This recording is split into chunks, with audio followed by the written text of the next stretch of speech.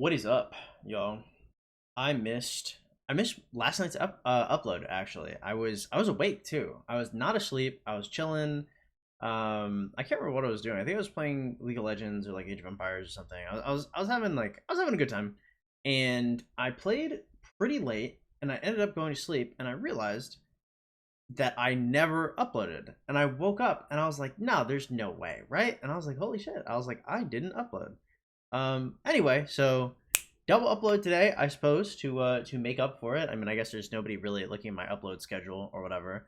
Like there's my main channel. My main channel, I'm lazy with it too. Um, anyway, today, what did I want to talk about? I wanted to talk about doing favors for people and receiving favors from people. Um, I'm kind of like emotionally cold or lack empathy or whatever you want to call it. Damn, my hair looks good today. Oh, Jesus God, I didn't even wash it or nothing, bro. I just woke up with the bonnet and heat. That's a little messy. Whatever. Okay, point is doing favors for people and receiving favors from people. Um, you can't do things in life alone because you are too stupid and too weak and too uneducated and not specialized enough, right? And that's like everybody. There are very few people that can like truly like go into the wilderness and make everything on their own. Um, and even if you can, I mean, to some extent, you just died of bad luck. Um, you cannot function alone, even as much as some people would like to. So, for example, yeah, I've talked a few times about how I'm only good at a few things, but to make up for that, you have to find people that complement you. They don't necessarily have to be mainstays in your lives, but there has to be a form of like rapport building. Like, for example, a really nice thing you can do. So, people like to talk about favors, right? When you talk about favors, you think of driving people to the airport, you think of buying people lunch, you think of helping them in ways that are rather cumbersome to yourself. However, favors can be much more gentle. Favors can just be being there when somebody needs it. Favors can be compliments, of course. Complimenting people is probably one of the easiest ways that you can help yourself out. There are many situations in which you can put others down or not do anything at all. But if somebody does something, mm, let's say they put effort into it. So, for example, if you know a friend has been trying to um, do something in his hobby for a while, let's say he plays Warhammer, right, and he finishes some kind of armada, and he's finally finished painting his miniatures, right?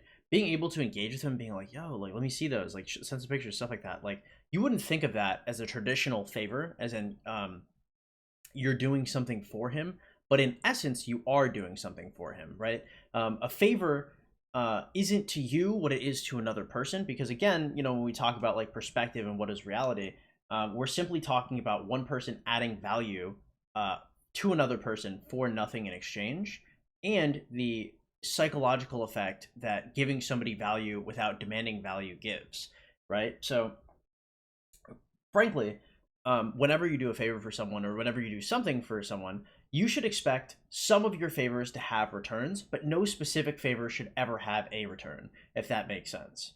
Right? All the lines you cast for fish, you should never expect them to have the fish on it, but if you see something tug, you know that you can get it. Um, I would say this comes into play a lot when it comes to not necessarily coworkers, but people that do things that are adjacent to you. Um, so a good example is I'm a YouTuber, obviously.